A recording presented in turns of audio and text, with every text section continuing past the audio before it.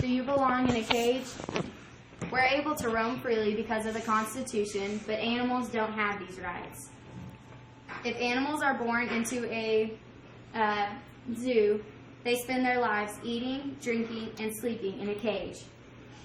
Animals are not happy there, and after hearing this, I hope I can convince you to put them back into their natural habitat. I'm against animal cruelty, and after doing thorough research on animals that are kept in the zoo, I'm trying to raise awareness. First, I'm going to tell you about how animals are constantly suffering in the zoos. Secondly, I'm going to tell you about the statistics and facts about animals kept in the zoos. And lastly, I'm going to tell you about how much happier animals would be if they weren't in zoos. Zoos claim to provide conservation, education, and entertainment for animals, while they're really just worried about the profit that they're making.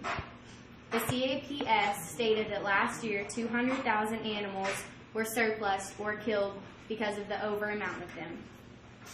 The Keeping Wildlife in the Wild / Born Free USA Animal Law Institute stated that last week 3 tiger cubs were killed just because they weren't purebred.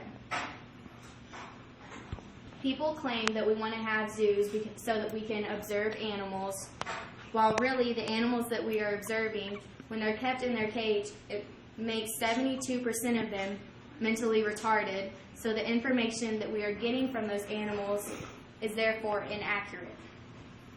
The 10 facts about zoo / Captive Animals Protection Society zoo states that they suspect that animals are being given pharmaceuticals to help with their moods and to help stable them because of all the stress that they're under by being kept in cages. The zoo refused to talk to the reporters, and the zookeepers have to sign a disclosure so that this information is not fully accurate yet. Laura Smith interviewed the zookeeper Braitman, who said, finding out animals on the other side of the glass are taking Valium, Prozac, and antipsychotics to deal with their lives on display animals isn't exactly heartwarming news. Abnormal symptoms of zoo animals are called zoochosis. The Statistics Brain Institute / Zoo Facts National Zoo states that these neurotic, atypical behaviors occur as a result of boredom, depression, and frustration. Zoochosis shows signs of animals when they are bar biting, circling around their cage, eating their poop or pee, and self-mutilation. In 2010, the CAPS stated that animals were being left sick and untreated and even dead sometimes in their cage. The UK government study shows that 75% of elephants are overweight and only 16% of those can walk properly. The zoo does not have enough space that the animals require. When tigers are being kept in the zoos, they have 18,000 less space than they would in wildlife, and polar bears have 1 million less space than they would have in the wildlife. 48% of lions spend their time pacing in their cages. This is due to mental retardation. African wild elephants last 3 times longer than elephants who are in the zoos. And even Asian tigers working on the timber farms in Asia, they even last longer than elephants left in the zoo. I have told you about the negative effects of animals in the zoos, and now I'm going to tell you about the positive.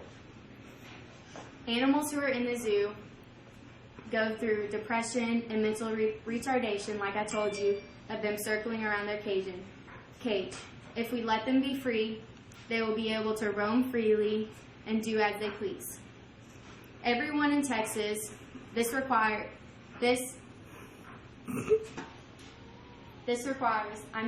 relates to everybody in Texas because there's 350 zoos in the whole United States, and in those zoos, there is around 750,000 animals. I'm trying to educate you on wild animals animals in zoos is unnecessary and inhumane. First, I told you about how animals are constantly suffering in zoos. Secondly, I told you about the facts and statistics of animals in the zoo. And lastly, I told you about how animals would be happier if they weren't in the zoo. I'm sure you have more important things to worry about, but imagine being stuck in a cage for the rest of your life. This is what animals go through in zoos on a daily basis. At least after hearing this, I hope that you can understand my side and help me raise awareness to get animals out of zoos and back into their natural habitat.